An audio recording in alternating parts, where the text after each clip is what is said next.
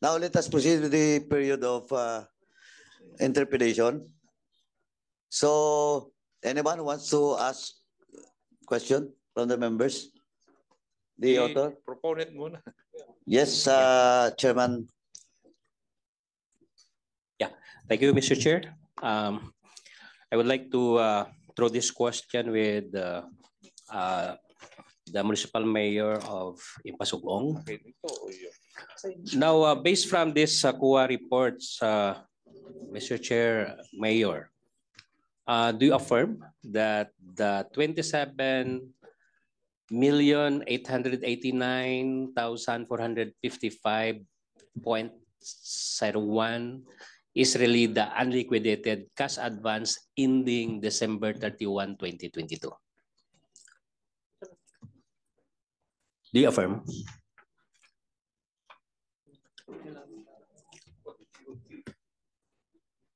Alam mo ba or ina-affirm mo itong amount na ito na unliquidated ending that period? Yes po, Your Honor. Okay. So also itong procurement na that had adhere to the proper procurement, itong 21,819,370 and 50 cents, which we also presented a while ago. Do you affirm also na ito yung figure din na na-identify ng ating COA based on COA reports with your municipality? Yes po, Your Honor. Okay. And then another one, of course, itong inventory ng ating gasoline and diesel amounting to 20,400,000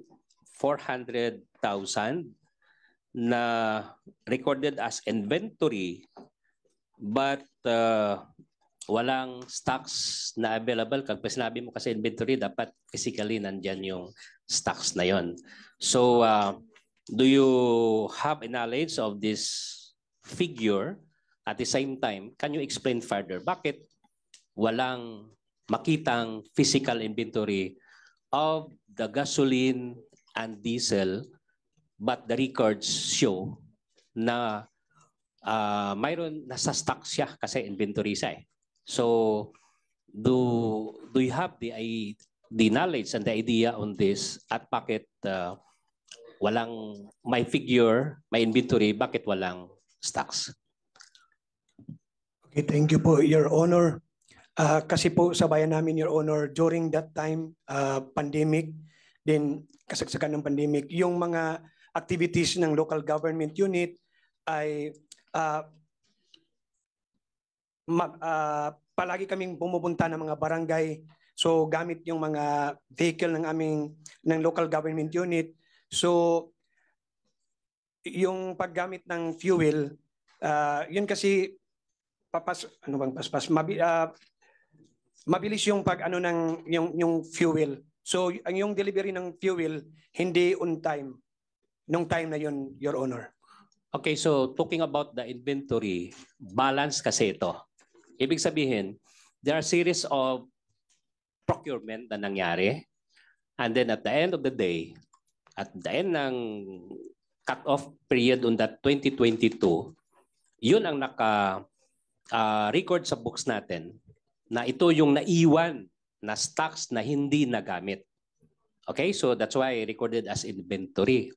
So which is around 20 million. So ang tanong ko dito is, bakit tayo tuloy-tuloy na nag-procure at bakit ganun kalaki ang inventory ng gasoline and fuel mo na in fact wala ka paglagyan ng ganun kalaki na fuel amounting to such amount. So ang tanong dito is that bakit hindi siya nagamit? Kasi inventory, pero walang stocks. Walang physical na fuel na nandyan present. So ibig sabihin, nawala yung fuel mo. Kinuha or ginamit ng iba So that's why walang physical fuel na makita, but per records, naka-purchase kayo at naka-balance ng ganitong amount in your books pa. So ibig sabihin, pera pa rin, resources pa rin ng munisipyo yung 20 million na yan na nawala. Dahil walang stocks eh. Buti sana kung may stocks, wala tayong problema doon. Pero ang tanong minsan, ang question ng public, kahit kami, saan mo gagamitin yung 20 million at that time? No? Bakit mo inubos agad bili yung pera mo instead of purchasing yung need lang for that particular period, say 1 week or in a month? So ganun ang gusto namin malaman dito, Mayor.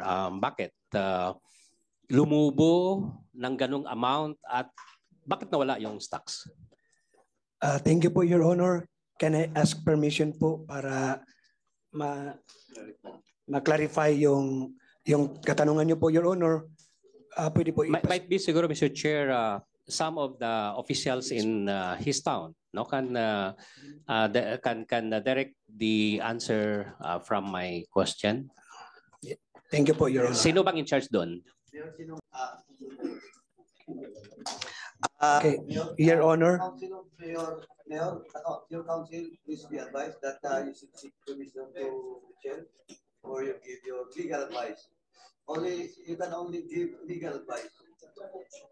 Not to cause the mayor to answer the queries. Not to cause the mayor to answer the queries. Mayor, sino yung staff mo? Pwede ba Yes, sino sa po? budget officer po? The budget Your officer Honor. of Impasugong. Yes po, Your Honor. Please answer the query of Chairman Espares. Magandang hapon, Mr. Chair. With regards po sa inventory, ang ugali po ng inventory kasi sir, parang cash-advance din. Ang nangyayari, kailangan mag-liquidate kasi inventory nga. Paano mo ma-out yung stock ng inventory? Kailangan ng mga liquidation report para ma-out yun sa book ng accounting. Kailangan ng outflow ng inventory kasi inflow lang lahat. Din po sa submission ng liquidation for inventory from GSO to the records of the accounting for it to be liquidated, for it to be deducted. And that's when the time that we don't have the GSO and somebody is not functioning that function. That's why lumubo yung inventory balance at hindi na re-record yung mga liquidation kasi nga walang stock cards, wala pa kaning established na GSO. Pero ang actual na nangyari is nagamit na yung gasolina pero hindi pa nare-record yung outflow ng inventory. Tayo magagamit. Microphone after speaking. Mayor. Anyway, to the members now, bago makalimutan, we have already asked the SecGen for all the members in today's hearing present na tayo sa plenary. Please proceed, Chairman Mon. Yeah. Thank you, Mr. Chair. Yeah. Again, sinabi natin doon, hindi ninyo ni-record na nag-out na sa inyong inventory, something like that? Mr. Chair, kinakailangan po ng COA ng liquidation report sa mga inventory items. Medyo nakaproblema dahil nga sa pandemic, yung pag-re-record at saka wala po kaming established na GSO. Wala pong, ang LGU namin ay hindi pa nakaka-appoint ng GSO in which siya yung talagang may function na magtrabaho nun. In lieu of the function of the GSO, the municipal treasurer should be functioning the GSO, of which pandemic nga sir, mahirap pa i-mobilize. Ang nangyari, puro lang inflow ang nangyari, kaya lumubo yung balance ng inventory sa records ng accounting. At yun ang requirement by COA to submit liquidations of those inventories in that span of period from 2021 and 2022, Your Honor. Okay, so sige, we will check that with the COA later on. Ang tanong ko dito is 2022 yung pinag-usapan. Prior to 2022, say 2021, mayroong inventory din ba na nakabook sa record ng LGU Impasugong? Mayroon? Wala. It's only in the 2022. Mr. Chair, kung mamarapatin, pwede po bang ipagsalita ang accountant kasi nasa records nila So yung bakit ikaw balance? sumagot? I was asked by the municipal mayor. Sorry, Mr. Chair. The municipal accountant is here. So do you think the municipal accountant is knowledgeable to that? Mr. Chair?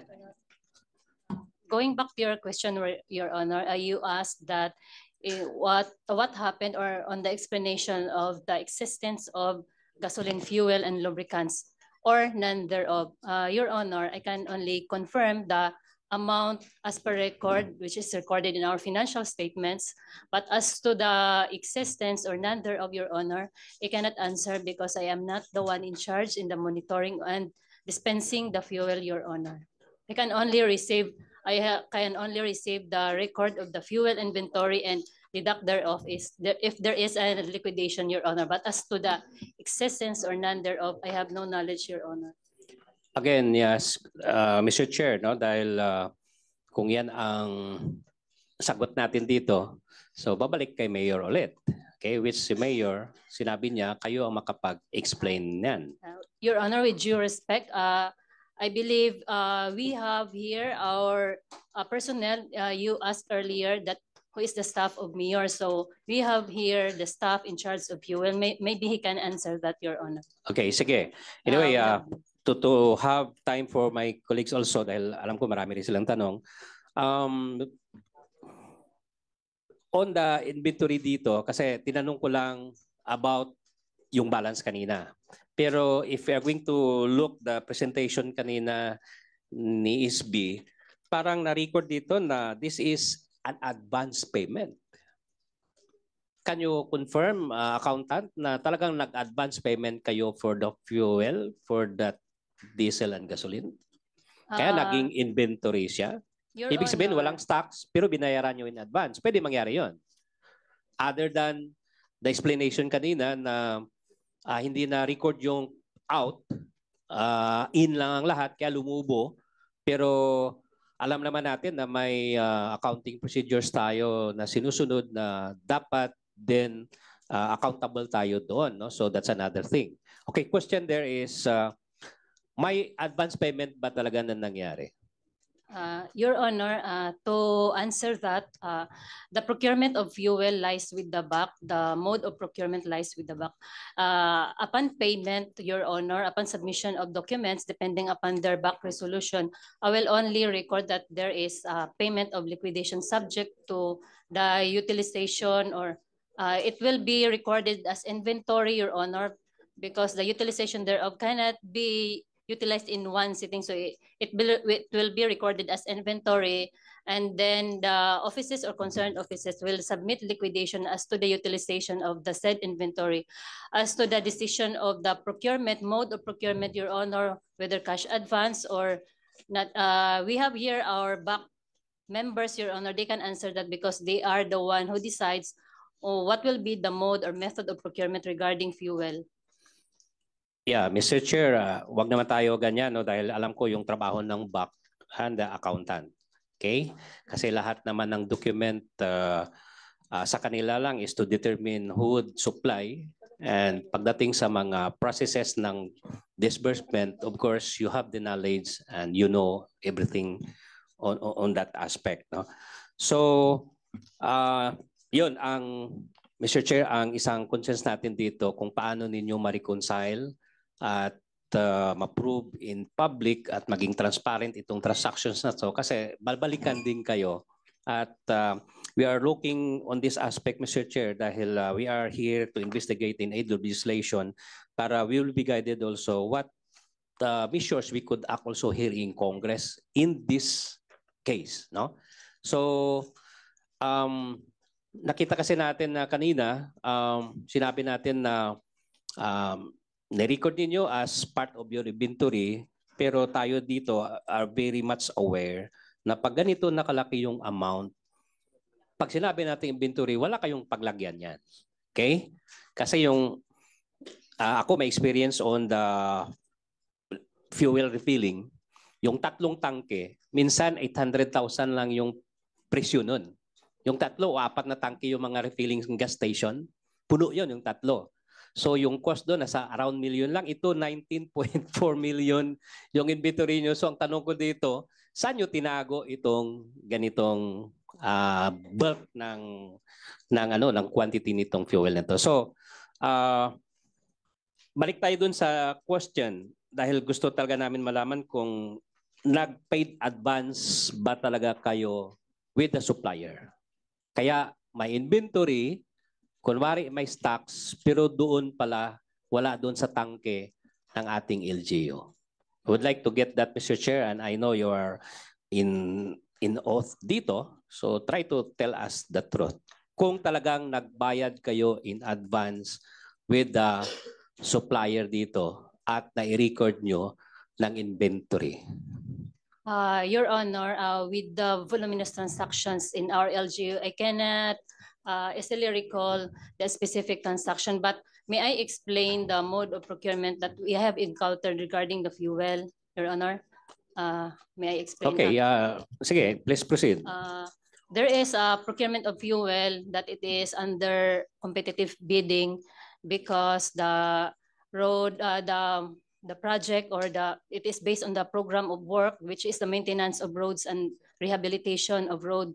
So the BAC will conduct procurement on that, Your Honor. As to the mode or terms and conditions, it is contained in the contract, Your Honor.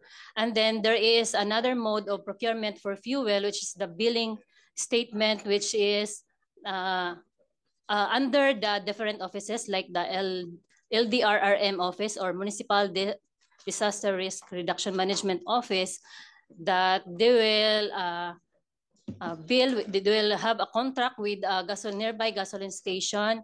They will get the fuel there for their emergency use, and then the gasoline station will bill the office, and we will and upon submission of complete documents to the municipal accounting, will process the payment. So, Your Honor, what I'm saying is the procurement of fuel is not a uniform mode of procurement, depending upon the situation or depending upon the program or projects implemented, which are decided or which are by the BAC, Your Honor. Okay, so again, marami tayong kunin na data dito, Mr. Chair, if that is the case, no? So we will summon the supplier about the project, kasi alam naman natin yung MOA natin, iba naman yun with the project related cost, which you know that as accountant, di ba? Yes, Your Honor. Okay, so dapat hiwalay yun. So again, Mr. Chair, would like to ask Kuwa here, kasi we would like to get really the statement na tama ba ang ginawa ng LGU sa Ipasugong? Saan ba dito yung Kuwa, Mr. Chair? And then dito.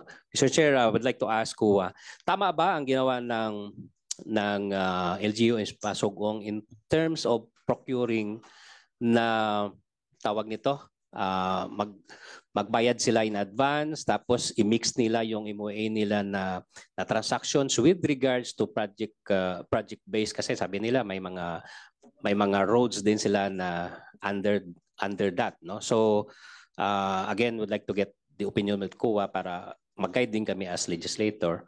After this hearing, we could have a legislation. Mr. Chair. Thank you, Chairman Mon. Please go on, please. Good afternoon, everyone. I am from COA Region 10.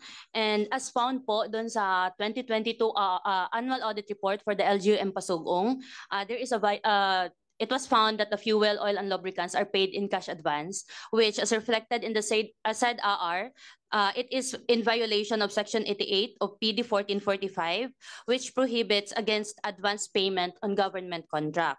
This is also reiterated under COA Circular Number 822-177,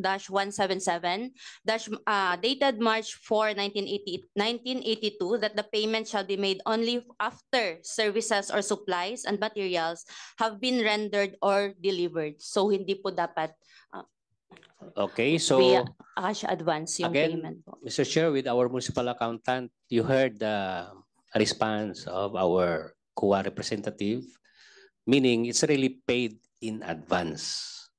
Kaya walang makitang a physical inventory of that items. Do you agree to that?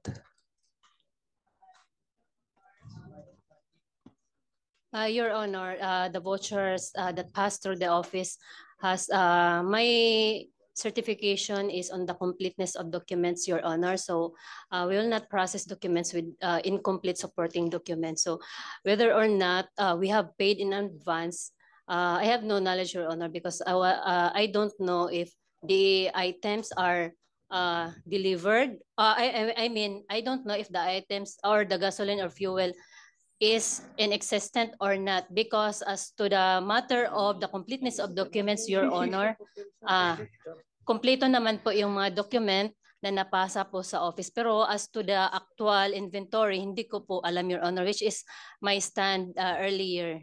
So hindi ko po maano, Your Honor, na because I only process documents with vouchers with complete documents. As to the actual presence of fuel or inventory, Your Honor, it is beyond my control, beyond my scope of authority to determine as such. Mr. Chair, yeah, sige.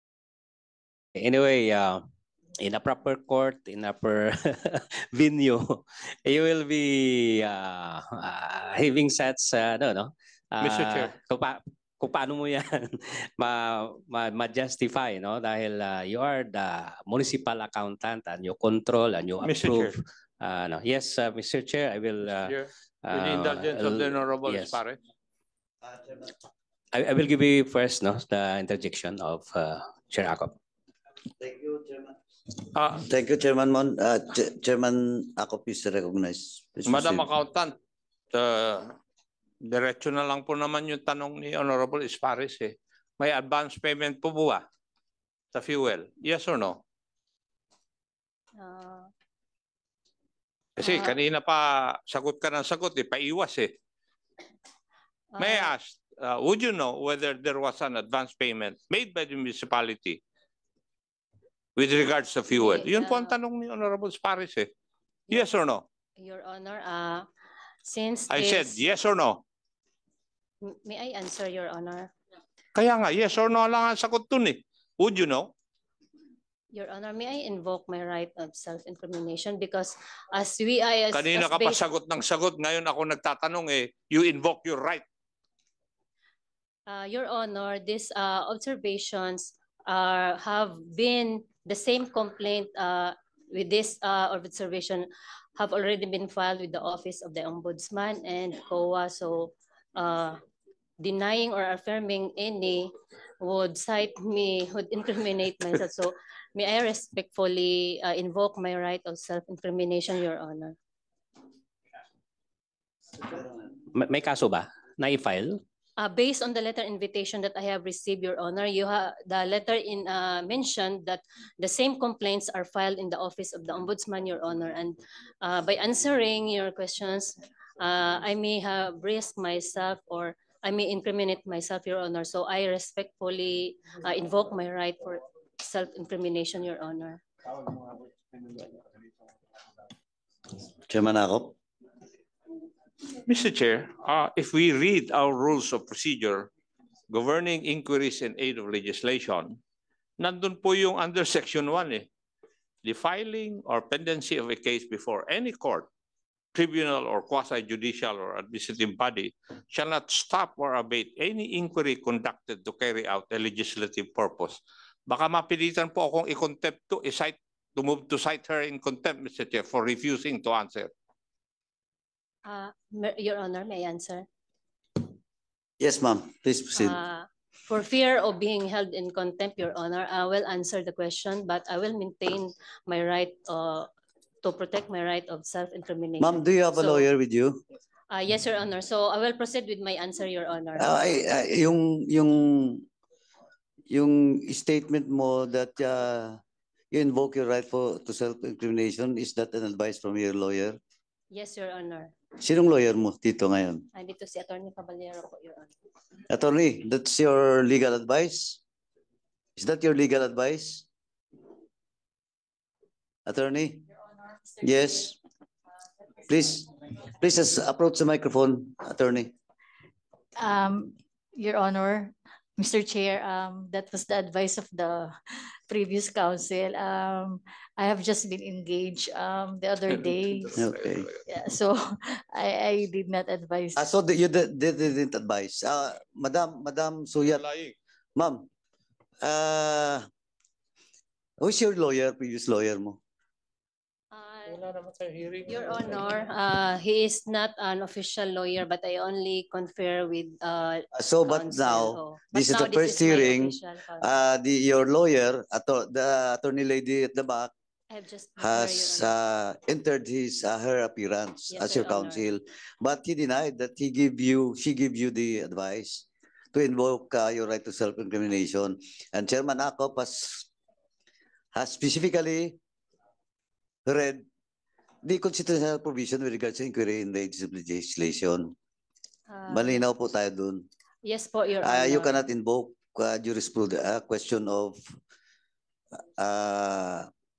self-incrimination unless self-incriminatory yung tanong. Yes Ma'am, po, and I think the question of Chairman Akop is not self-incriminatory, though you have a pending case in the Office of the Ombudsman. Yes, Your Honor, I will reply. I will proceed with my reply, Your Honor. I have to make sure that the statement will not put me or will not incriminate in my right with my right of self-incrimination. So I will proceed with Mr. my Chair, answer, Your Honor. Mr. Chair, Before you proceed, ma'am, yes, Chairman Akop. paliwanag ko lang, Iha. Paano may incriminate yung sarili mo kung yung tanong po naman is, alam mo ba kung may advance payment o wala? Kindly explain to me. Even your lawyer can explain it to me if she wants to. Paano may incriminate yung sarili mo doon? Sa anong kaso? Anong problema? Your Honor, may I answer? Hindi na. Actually, Your Honor, I'm not really sure because I'm not an attorney or a legal counsel. So I'm just being protective of my self-interest. So I invoke my right of self-incrimination. So I'm not saying that I know the law, but I will proceed. I have to make sure that I will protect myself first before answering. But I will, as to answer your question, Your Honor. Sandali lang, Iha. Alam mo ba yung sagot doon sa katanungan ko? Yes po. Yes, yun pala. Pakisagot lang po. Sige, ma'am, please yes proceed. Po. May advance payment po. Yes po, Your Honor, may advance payment. Ayun. Kasi po, yung nabanggit ko kanina is my procurement na rehabilitation of local roads and bridges, which is the item indicated herein is the procurement of fuel for the rehabilitation of roads and bridges. So as I've said earlier, it is indicated in the contract as to the delivery of the items and or the terms and conditions thereof. So as I've said earlier, that the BAC will decide on the matter on what will be contained in the contract, Your Honor. So I am just, as it is submitted in the office, the documents are complete. So I am bound to process the document, Your Honor. Okay. Thank you, Chairman Akop, are you Mr. Chair. satisfied? Thank you, Your Honor. Yes, Mr. Chair, can I thank you, continue? Mr. Chairman. Chairman Akop, please proceed, Chairman Mon. Thank you. So meaning the presentation, the data that the 19.4 million is really unconfirmed by the CUA is really a payment advance to the supplier. Your Honor, there is a voluminous transaction and different modes of procurement, but Mr. if Chair. ever there is... Mr. Chair, point of order. Yes, sir. The resource Yes, person, Chairman Akop. the resource person is not answering appropriately the question of the Honorable Espares. Kasi paiwas siya ng paiwas eh.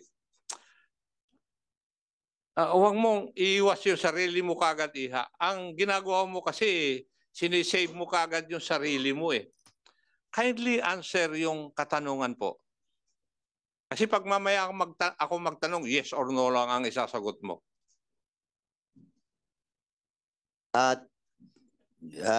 Chairman Mon, with the indulgence of Chairman Akop. Chairman Mon, please reiterate your query to address ba kay Summons of Ms. accountant, Mr. Chair. Suyat? Yeah, Mr. Chair. Please proceed ulit. Yeah, thank you. Ang sabi ko dito is na confirm naman kanina and it was really also seconded by the CUA their findings na yung naka-reflect on the inventory sa books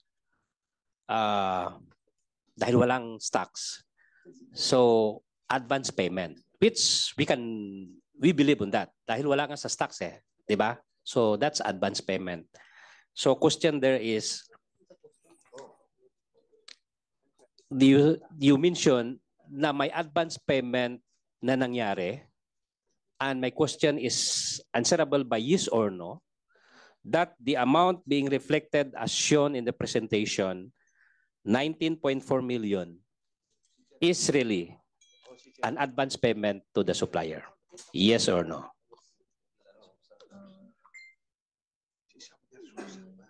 Yes, Your Honor. Okay. So thank you with that, no? Dahil but then are you aware of the Section 88 PD 1445 na bawal yung mag-advance payment?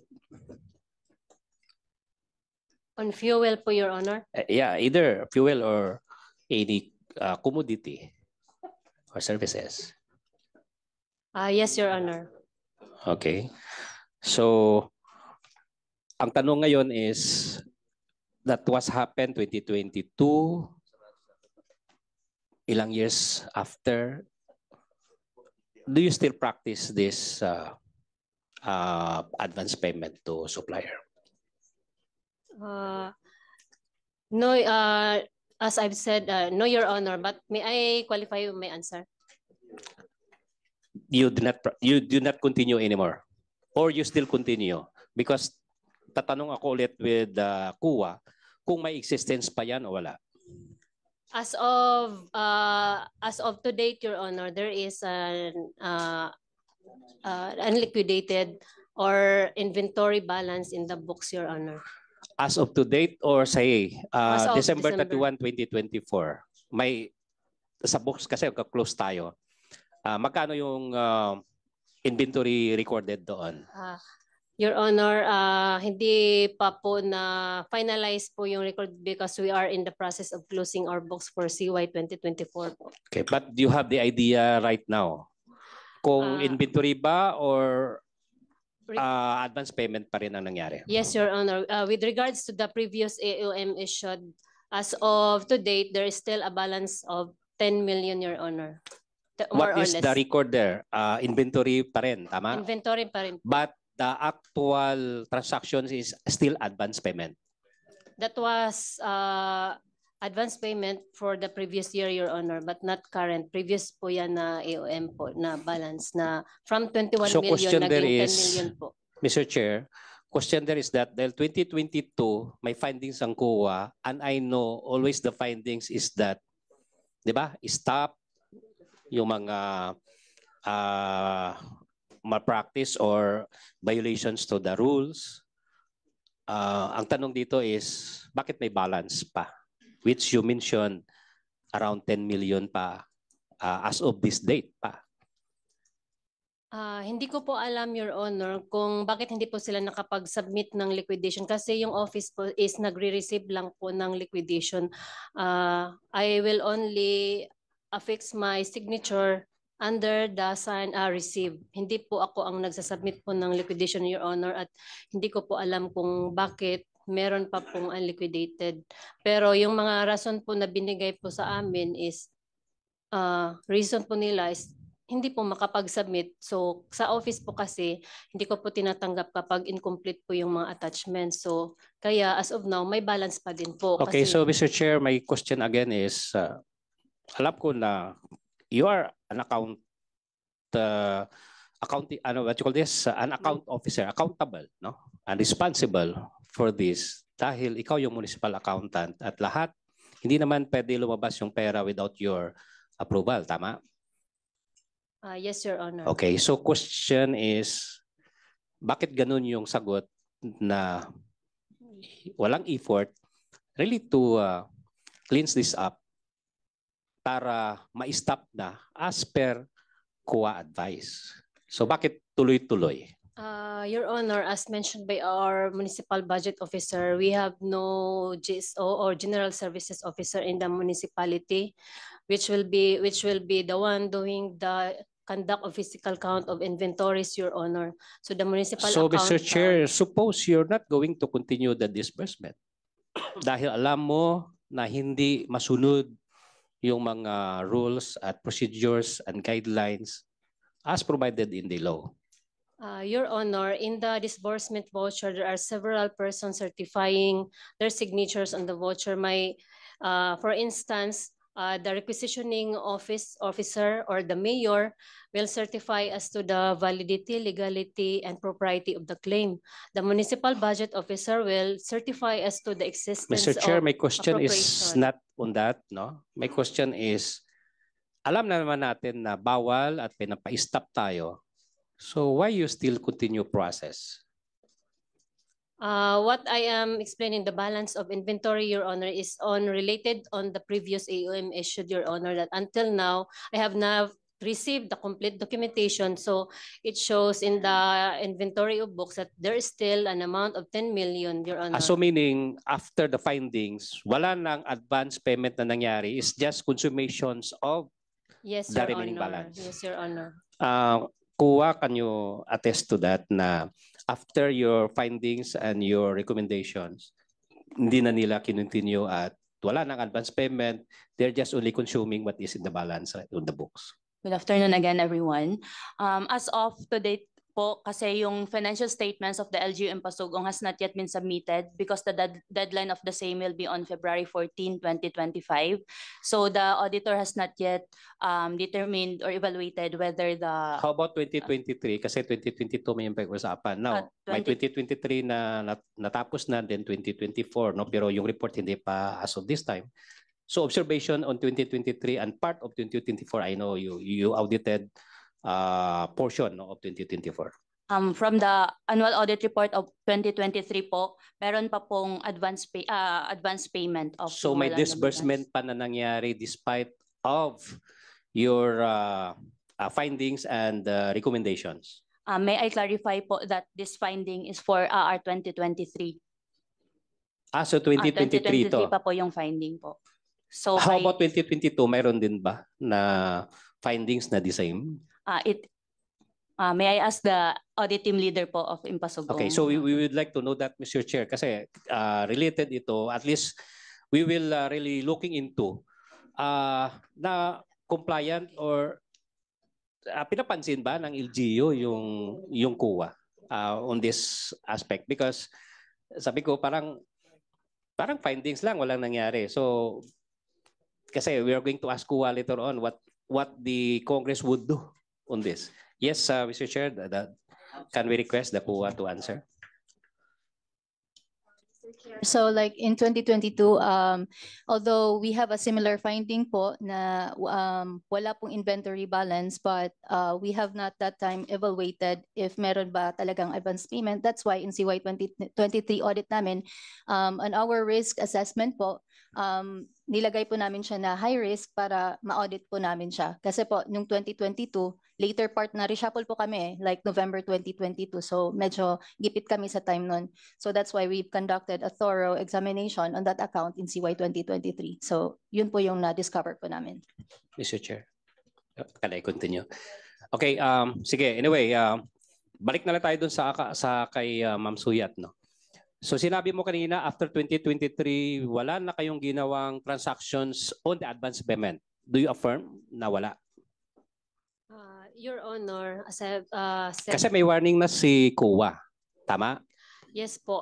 The recommendations, Your Honor, we have complied with the recommendations, Your Honor. So, yung nabanggit ko po kanina, hindi ko po makapisado lahat kasi masyadong marami po yung transactions, Your Honor. So, hindi ko po kapisado so you lahat cannot ng transaction. affirm right now here na yes, Your Honor. na-stop na ninyo yung advance payment? I need the records, Your Honor, ng mga individual transactions kung meron po bang nangyaring advance payment.